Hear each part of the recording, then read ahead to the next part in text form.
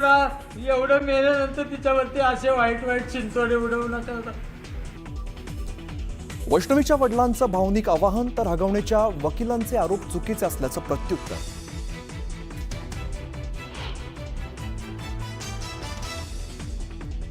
MG hectare car book केली होती, हगवणेंनी वाद घातला म्हणून फॉर्च्युनर घेतली. वैष्णवीच्या वडिलांची माहिती तर जावयाला दिलेल्या 1.5 लाखाच्या मोबाईलचं बिलही दाखवलं.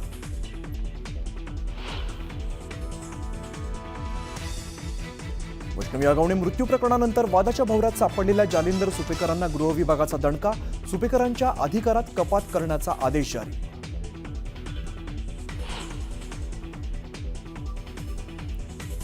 हगवणे कुटुंबियाची न्यायालयीन कोठडीत रवानगी.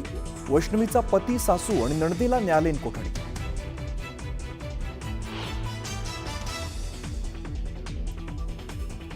अमोल खोतकरकडे कुठलंही सोनं मिळालं नाही. अमोल खोतकरच्या बहिणीचा दावा. पैसे घेऊन माझ्या भावाचा खात्मा केला, रोहिणी खोतकरचा आरोप.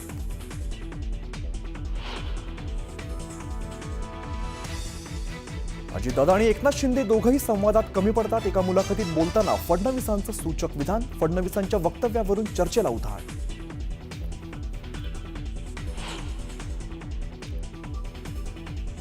लाडकी बहीणसाठी आदिवासी विभागाचा निधी वळवलेला नाही. मुख्यमंत्री फडणवीसांचं स्पष्टीकरण. ज्यांना अर्थसंकल्प कळत नाही ते आरोप करतात. फडणवीसांचा विरोधकांवरती पलटवार.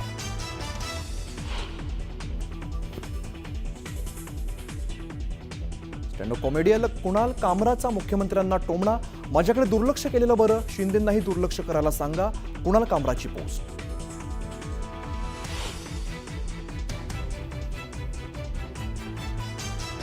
जालना धाराशिवमध्ये मुसळधार पाऊस. धाराशिवमध्ये अर्ध्या तासाच्या पावसाने रस्ते पाण्याखाली. जालन्यात फळबागांचं मोठं नुकसान.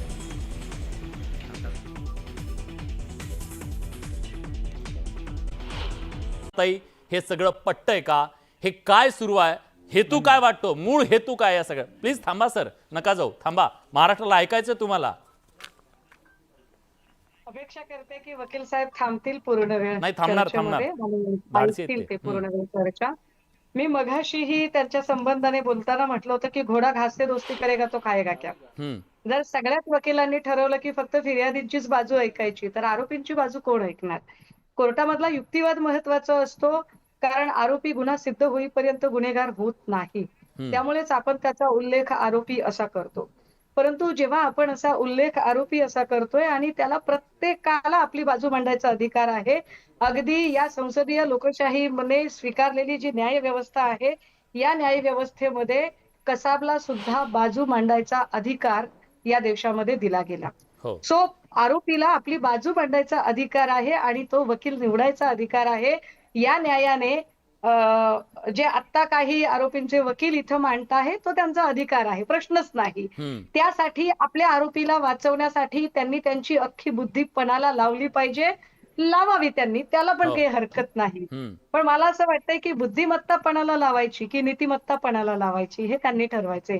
कारण ते ज्या पद्धतीने बोलतायत, मला वकील साहेब तुम्हाला बघून बघून ना दामिनी पिक्चर मधले ॲडव्होकेट चड्डा आठवता येतो कि दामिनी जैसी जुगनू तो मेरे इर्द गिर्द ऐसे ही भटकते मैं झटकना भूल जाएंगे.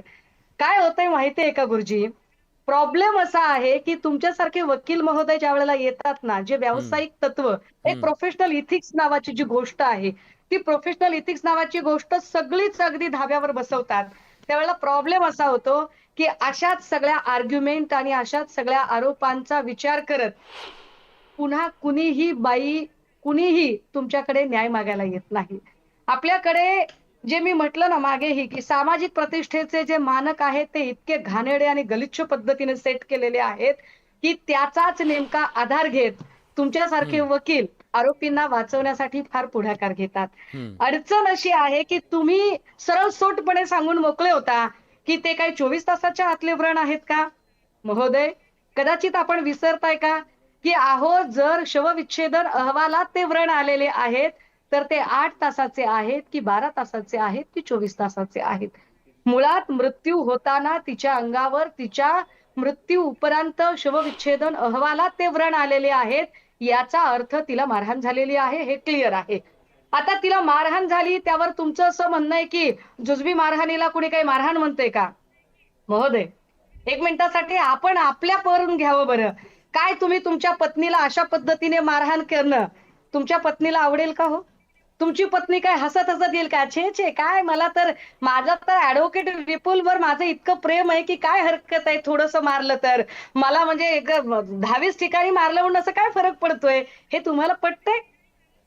फर्ज करा तुम्ही वकील नाही आहात, तुम्ही वैष्णवीच्या वडिलांच्या ठिकाणी आहात, तुम्हाला बरं वाटेल? बाप म्हणून आपल्या पोरीचा मृतदेह बघताना आणि त्या पोरीच्या समोरचे एवढे सगळे व्रण बघताना तुम्ही तरीही म्हणाल की नाही नाही याच्यात काय, ही तर कॅज्युअलच गोष्ट आहे. तुम्ही दुसरं असं सांगताय की नाही नाही म्हणजे मेल्यानंतर येतो, सुद्धा तुम्ही येतो. काय विपुलजी, येतो पद्धतीने तुमच्याकडे. छळता एखाद्याला, मेल्यानंतरही किती वाईट पद्धतीने छळता की तुम्ही सांगता की तिच्या मोबाईलमध्ये आक्षेपार्ह चॅट सापडले. गुरुजी, जर तुम्हाला आक्षेपार्ह चॅट सापडले तर राजेंद्र हगवणेला एवढी हगवण लागेपर्यंत पळण्याची गरज का पडली? का पळाले राजेंद्र हगवणे? का थांबले नाही एका ठिकाणी? आणि एका ठिकाणी थांबून त्यांनी ठामपणे का सांगितलं नाही की हे त्यांनी स्वतःहून केलेलं आहे आणि हे एका त्यांनी त्यांच्या काय कुठल्या तरी फ्रस्ट्रेशन मध्ये केलेलं आहे. We are not responsible for all Yes. That cause. हे आमच्यासाठी काहीच महत्वाचं नाही. आम्ही स्वतः कुठल्याही चौकशीला सामोरे जायला तयार आहोत असं का म्हटलं नाही त्यांनी? आणि ते का थांबले नाहीत? का पळून गेले ते सगळे लोक? आणि का हाच सवाल आहे समोर ताई, होते? हाच हो. सवाल आहे. तिसरी आणि गोष्ट. आणि तिसरी ताई त्यांना गोष्ट, उत्तर द्यायचंय, वकील त्यांना साहेब. उत्तर द्यायचंय ताई ताई. मी आपल्याला फक्त त्यांचं उत्तर घेऊया. दोन मिनिटात सांगतो. पण विपुलजी, एक सेकंद. विपुलजी एक गोष्ट एक सेकंद फक्त मला विपुलजी द्या. फक्त एक गोष्ट, हो. तुम्ही ज्या जखमा बिकमा म्हणालात ना त्या किरकोळ बिरकोळ तर सोडून द्याव. स्त्रीच्या आत्मसन्मानाला जरी ठेच पोहोचली ना तरी ती आत्महत्या करू शकते. बोला पुढे. प्रश्नच नाही सर, बोला, बरोबर आहे सर. द्या आता उत्तर. आत्मसन्मानाला जखमा जाऊ द्या. एखादे अशा केसेस आहेत, एखादा व्यक्ती पत्नीला नुसतं इडियट म्हणाला, तिच्यासाठी ती हॅरेसमेंट असते, असे सुद्धा केसलो आहेत. फक्त आपला विषय मग तुम्ही कुठली ती ओळ काढली होती सुप्रीम कोर्टाची तुम्हाला हवी ती असलेली? आणि त्या ओळीतनं काय मेसेज गेला महाराष्ट्रामध्ये? एक मिनिट, मेसेज आपल्याकडनं गेलेला आहे. तो मेसेज असा आहे, आता मी परत एकदा तुम्हाला सांगतोय, एकदाच सांगतो लास्ट, की मारहाण झाली तर मारहाणीच्या बद्दल तिला 100% त्या आरोपी व्यक्तीला 100% मारहाणी बाबतीतली शिक्षा होते. पण ती मारहाणीची शिक्षा त्याचे कलम वेगळे, ज्या आपल्या केसमध्ये 323 आणि 324 आहेत. मारहाण झाली ह्यामुळे ऑटोमॅटिकली 304B किंवा 498 मध्ये त्याचा इन्फरन्स असा काढता येत नाही. हे माझा युक्तिवाद होता. हा आपण व्यवस्थित एकदा सर्वांपर्यंत पोहोचवावा अशी माझी विनंती. आता एक मिनिट मी फक्त ताईंच्या प्रश्नाला उत्तर देतो. फक्त ताई 2 मिनिटं द्या मला फक्त. मला फक्त एकच कळकळीची विनंती करायची आहे की माझा रोल आपण कृपा करून लक्षात घ्यावा.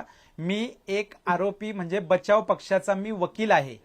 समाजाला सांभाळायचं, समाजाला अयोग्य मेसेज पासनं थांबवायचं काम हे आपल्यासारख्या समाजसेवक लोकांचं आहे. मी जरी माणूस म्हणून समाजसेवक आहे, एक माणूस आहे, तर ज्या क्षणी मी हा कोट चढवतो त्या क्षणी मला हे करण्याची परवानगी कायदा देत नाही. त्यामुळे मला कुठलीही केसचं गांभीर्य, त्या केसचं स्वरूप पाहून ती केस नाकारायचा अधिकार नाही. आणि ज्या क्षणी मी एखाद्याचं वकीलपत्र अंजलीताई पटतंय कसं आहे? का? का सांगितलं त्याचं कारण ऐकून घ्या. एक मिनिट ऐकून घ्या. हा सुषमाताई पटकन प्लीज. तुम्ही जे म्हटलात ते माझ्यापर्यंत पोहोचलं.